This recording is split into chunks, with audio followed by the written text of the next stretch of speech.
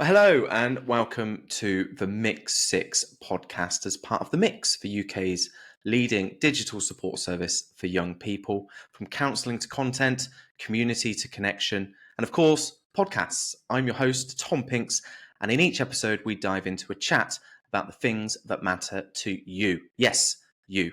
There's no stone left unturned on The Mix 6, and each episode, we're joined by one guest and 6 questions. In this episode, we're joined by Izzy on behalf of the Revenge Porn Helpline. Izzy is a helpline practitioner as part of a team supporting those affected by revenge porn. Izzy, how are you? Hi, I'm really good, thank you. How are you? I'm very well. What did you think of the intro? I loved it. I thought it was great. Was it a little bit too formal? I feel like... Oh, I like it. It's good to hear what the podcast's about, and yeah, I enjoyed it. Well, thank you. It's all about you today, though, and it's all about the Revenge Porn Helpline. Just before we crack into our Mix 6 questions, well, firstly, who are you? What's your role at the Revenge Porn Helpline? Yeah, so obviously, like you said, I'm a helpline practitioner. I work to support people who've been affected by intimate image abuse and are over 18 and living in the UK. We're a practical support service, so we practically support people to remove content. So that's kind of the main part of my job, and speaking to people on the phone and sort of supporting them that way as well. Why are we talking about this now? Why is it such an important topic? Yeah, I mean, from what we're seeing on the helpline, cases are sort of growing year on year. They're rising really rapidly. It definitely is a growing issue, and it's something that we shouldn't shy away from talking about. It's really important people know that support is out there. They're not alone. They haven't done anything wrong, and they've got nothing to be ashamed of if they have been affected by intimate image abuse. So, yeah, I think it's a really important topic that we should be speaking about, and sort of letting young people know that it's absolutely okay if they've been affected by this, and there is help out there. And that's exactly what you do, which leads us on to our first question. You're there to help people who have unfortunately been affected by this. Who are the Revenge Porn Helpline and what is your mission? Yeah, so obviously, like I said, we're a practical support service. We're based in Devon. We're a very small team, but we're really passionate about what we do. We work really, really hard. Our sort of mission and aim is to support anybody who's been affected by intimate image abuse. So we support people on sort of a helpline basis. So we've got a telephone line that people can call, and an email service, as well as an anonymous reporting form that people can contact us on. We support people practically to remove content. So if they've had a nude picture or video of themselves shared online, we can help with reporting that and trying to get it taken down. We hold a really high takedown rate, so we hold an over 90% takedown rate. We always try our best to remove any content. In terms of our mission, we're just really keen to kind of empower and support people who've been affected by intimate image abuse. Obviously, we kind of offer emotional support and legal guidance as well. We signpost people onto sort of specific legal advice services. We always, want to do everything we do. We want to do it with empathy and respect. Obviously, high levels of confidentiality. We just kind of advocate for privacy and dignity for people to be able to gain justice for what's happened to them.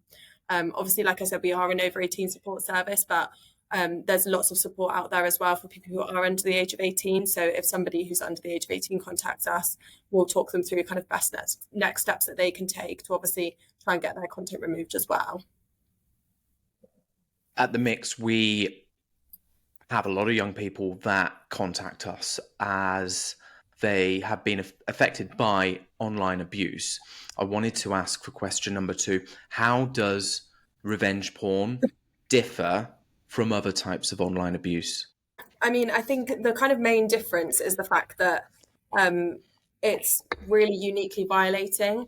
I think having your intimate picture shared non-consensually in a way that you didn't agree to is, just hugely violating for people.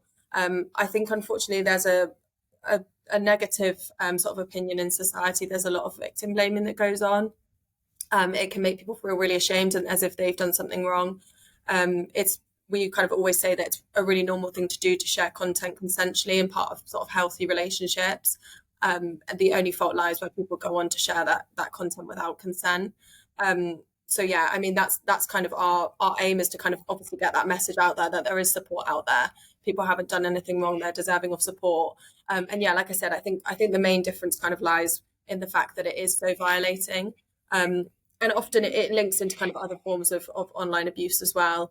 There's often kind of other things that are going on there as well, kind of harassment and other kind of layers to the abuse. So it can be quite complicated sometimes. It doesn't kind of just end at having the images shared. It kind of links into other forms of online abuse as well. So it really is a complex situation. Would you find that it isn't just when you have young people over 18s come over and say, this has happened to me, would you say it's not just revenge porn and that type of abuse? It's also connected to other types as well? Yeah, definitely. And yeah, I mean, in terms of intimate image abuse itself, there's kind of four main kind of areas of intimate image abuse that we sort of talk about and obviously support people with. So that's obviously kind of the typical, I suppose, like revenge porn that people think of like having your intimate images shared online. And then there's also threats to share, and being recorded without your consent.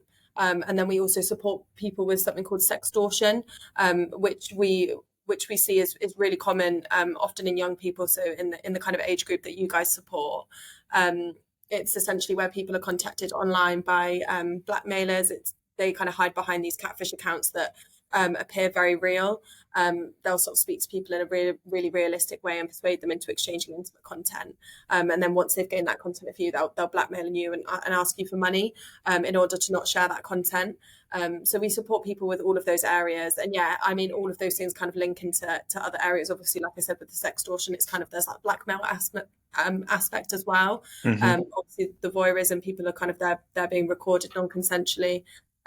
People are being threatened. So yeah, there's lots of different areas of abuse that kind of come up as well. I suppose a good topic to talk about off the back of what you just said there, Izzy. Thank you so much for sharing as well. You're a wealth of knowledge when it comes to this, and I think it's very much needed. AI, Yes, yeah.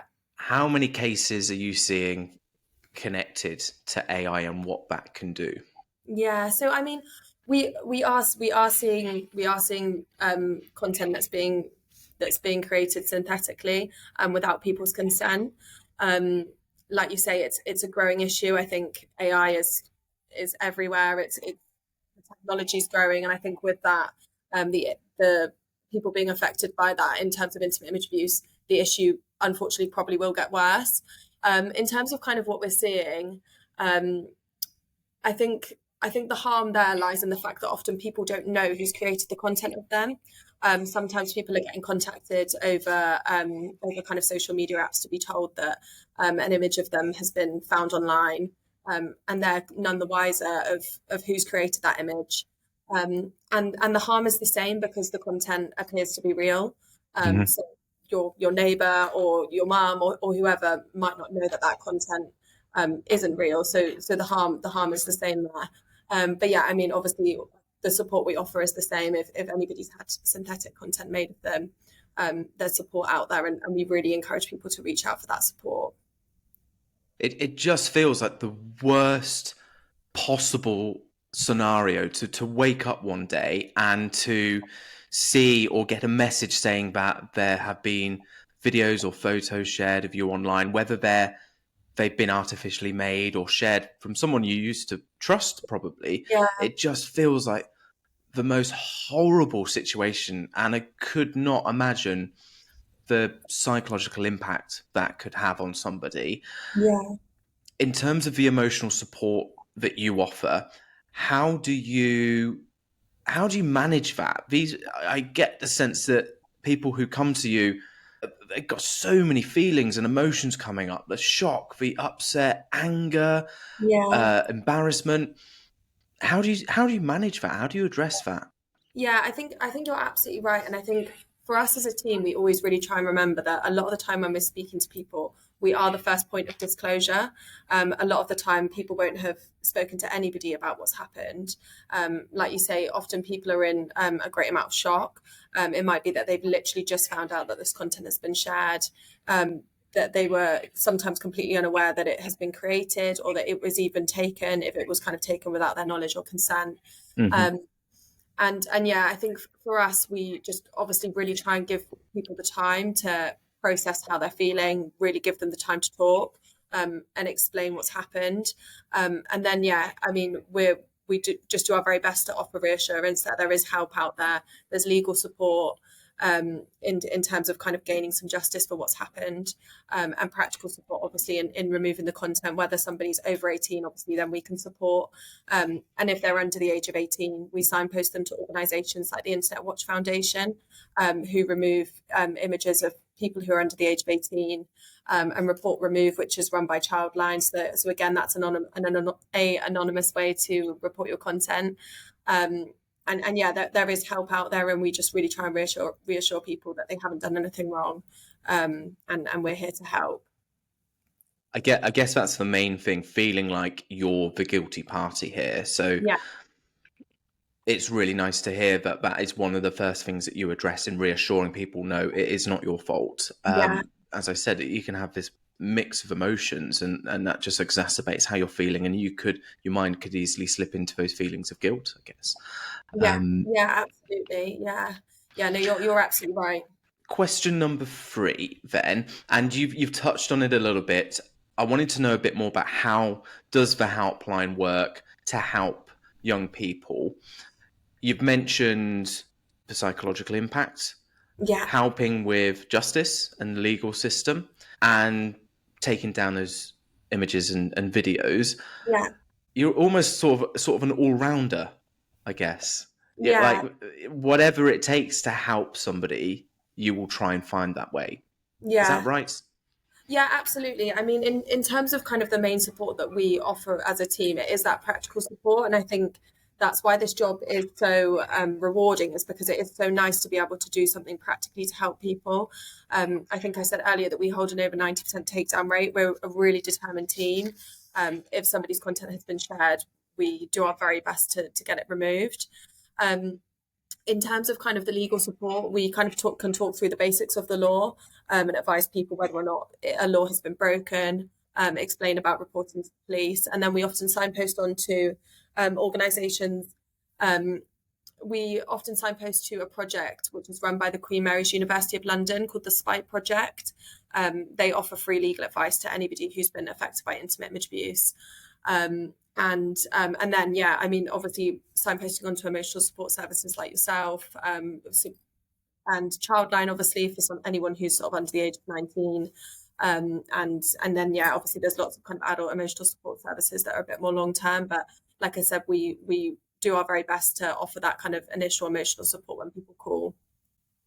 I think it's really good that you mentioned there are not just your service, so many services out there that can help you if you're going through this. Yeah, And you are obviously intrinsic to revenge porn and sextortion. But it's nice to know that you know also your boundaries, and you know when to signpost, yeah, and how much you can help somebody. And yeah, that's really nice to know. Also, and I can vouch for this because we've chatted before and I've met some of your team, but it helps to be nice, doesn't it? yeah, And absolutely. and be that compassionate person, because I guess after what somebody has been through related to this, perhaps they're just looking for somebody to listen and just say, look, it's okay, we will help. Yeah. And I think, yeah, as I said, I can vouch for it. You do an awesome job at doing Oh, that. thank And you. and so sometimes that's the most important thing, isn't it? Yeah, yeah, definitely. I think, yeah, like I said, that sort of that initial first disclosure, it's so important for that to be a positive experience for people, and people to feel that they're listened to, and that there is help, so that they're able to continue reaching out for the support that they deserve. Question number 4, we're going to delve into the journey a young person may find themselves on when they find out an intimate image or video has been shared without their consent. Over to you, Izzy. What are the first steps someone should take if they've realised this has happened to them? Yeah, so it can be really difficult, obviously, like we've touched on, when there's a whole host of emotions that people are feeling when they first find out that an intimate image has been shared of them. So it can be really difficult to do this, but we really encourage people to try and sort of take a breath and take some evidence of what's happened. So take some screenshots of where the content's been shared, copy down any kind of URL links to where the content might be. We completely appreciate that often this doesn't happen because it's people are in a really panicked situation, and it's extremely stressful, so it can be really difficult to do that. But yeah, that's our sort of very first piece of advice, is try and take some evidence of what's happened. Then we encourage people to get in touch with an organisation like ourselves, or obviously speak to somebody that they trust if they've got sort of a close friend. It doesn't necessarily need to be a parent or a family member. It could be a teacher, or like I said, a friend, somebody that they trust. Then yeah, obviously get in touch with an organisation like ourselves. We can then talk through the process of how they might report to the police if they did want to. Like I said, we often signpost onto legal support. Sometimes it helps to get a bit more information about exactly what that reporting process might look like, if they did choose that they wanted to make a report to the police. And then we can talk through the sort of practical steps of reporting the content and how that sort of looks from our end. We often ask for URL links, which is why it's kind of helpful if people are able to take that evidence. But if they're not, then there's ways that if they're not sure where the content is or they haven't got that evidence, there is ways that we can search the content to try and find it. And then, yeah, obviously we can then sort of start that reporting process, and get that content taken down if that's sort of what people want support with. And obviously, like I said, if somebody's under the age of 18, then we'll signpost onto the IWF, who do the same thing and remove images of those under the age of 18, or report remove as well. This is becoming a more increasingly talked about topic. We've been recently covering it on The Mix. I wanted to find out a bit more about what the wider picture looks like. Are the government taking any action? Where are we compared to 5-10 years ago in tackling this? Yeah, so the law is changing, which is great. There have been changes that have been made. So in 2015, it became against the law to share an intimate image or video without consent with the intent to cause distress. And that wording of the law was really unhelpful.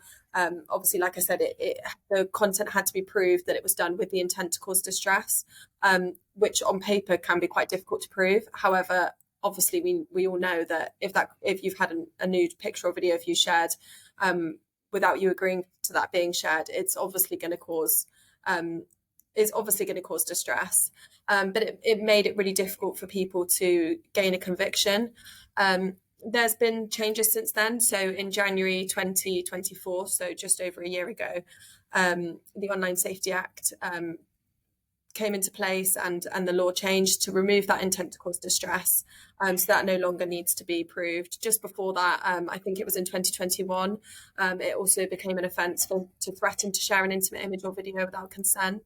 Obviously, there's laws changing at the moment to mean that synthetic content is included, and there have been other changes to include less intimate content. So underwear images are now included.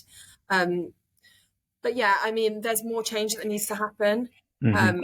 And frustratingly, it doesn't always happen as quickly as we'd hope. But yeah, there's changes happening, and we'll always do our very best to support people. And we can do our best to advise around whether or not a law has been broken.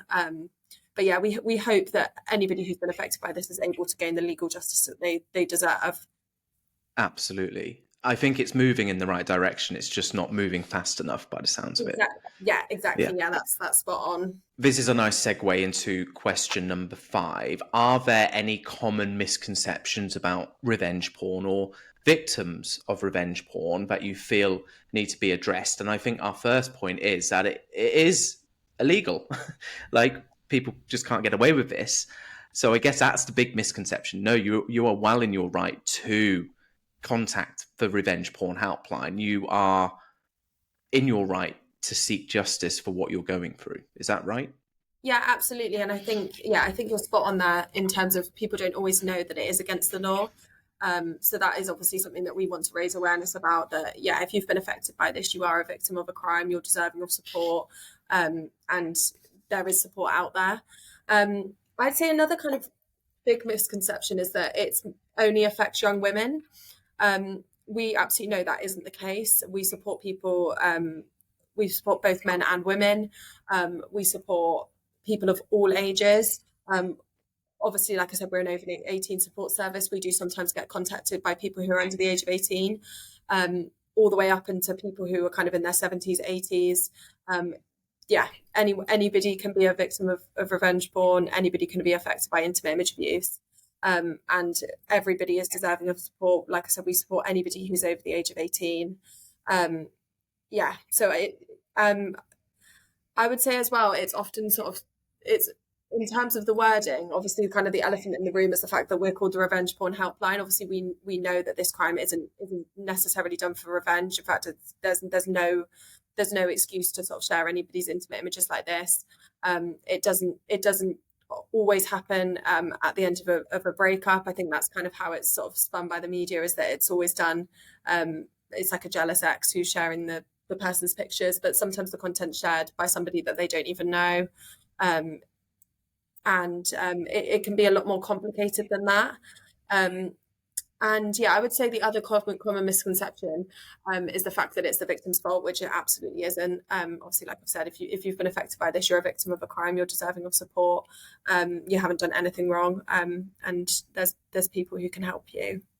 And I think that brings us nicely to question number 6, in that how can you help somebody overcome these feelings of guilt and shame, which of course, it goes without saying, there's no reason to feel this way, but sometimes you can't help it. How would you help someone, a victim of revenge porn or sextortion, deal with those arising feelings? Yeah, absolutely. I think you're really right that people often, guys especially, are often they're surprised to hear that the majority of people affected by sextortion specifically is men. A lot of the time when they're calling us, they're sort of really, really shocked that when we say that. So I think, yeah, like I said, we always try and reassure people in general that they haven't done anything wrong. But also we do reassure people that a lot of the time we are supporting men. A lot of, yeah, especially when we're speaking to people who've been affected by sextortion, we really try and say, like, the 90% of sextortion cases are men. We're mostly speaking to men about this. You're not alone in your experience at all. I think that's sometimes kind of what people need to hear, is that they're not the first person to go through this. There's other people who've been affected by this as well. They're not alone in their experience at all. And they haven't done anything wrong. So I think it's just offering that reassurance, and obviously reminding them as well that they have been a victim of a crime, taken place, and they're deserving of support. They haven't done anything wrong. The only people who are at fault are the people who are sharing people's images without consent, or taking them without consent, or obviously people who are blackmailing people in relation to the sort of sextortion cases. So yeah, just offering that reassurance and reminding people that they're absolutely not alone. And it can be really lonely if, for instance, somebody who you thought you trusted and were in a relationship with, obviously we can't discount the fact that this affects people from people that they don't know, but you thought you trusted this person and they've done the most unspeakable thing towards you. How do you deal with that lonely journey, feeling like they have no one to trust and they just feel so alone on this journey that they're going through right now? Yeah, I think you're right that it can be extremely isolating for people, and that's why I think that first point of disclosure is so important. It's really important that obviously any support service who's having people contact them about intimate image abuse are being really supportive. That obviously goes the same for the police or anything else. We always hope that it would obviously be that way. Obviously we're sort of specifically trained in that. So yeah, I mean, I think that kind of reassurance at the start, from that first point of disclosure, that there is support out there, and there are people who are here to help, can be really helpful. and yeah, remind people that they're not alone, and there are other people that are going through this as well. I think that was just the best way to end this really insightful and really heartfelt conversation, Izzy. I wanted to say a huge thank you for joining us. No one is alone in this journey. There are, as you mentioned, yourselves and other services out there that will help you and can walk side by side with you on this journey. And I just wanted to maybe end on the idea of hope. Have you seen a lot of hope in the people that you've helped? Yeah, absolutely. I think that's a really nice way to end it. Yeah, there is, like I said, obviously, I mean, we see that a lot, because we are doing that sort of practical side of removing the content. Like I said, we hold a 90% takedown rate. Content does get removed. There's Yeah, I mean, another kind of horrible common misconception is the fact that once it's shared, it's out there forever and it can't go down. That isn't the truth. We hold a really high takedown rate. We'll always do our very best to get content removed, and I really think that can give people hope. And yeah, just remembering that, yeah, people, they're strong, they haven't done anything wrong, there's support out there, and they're not alone at all.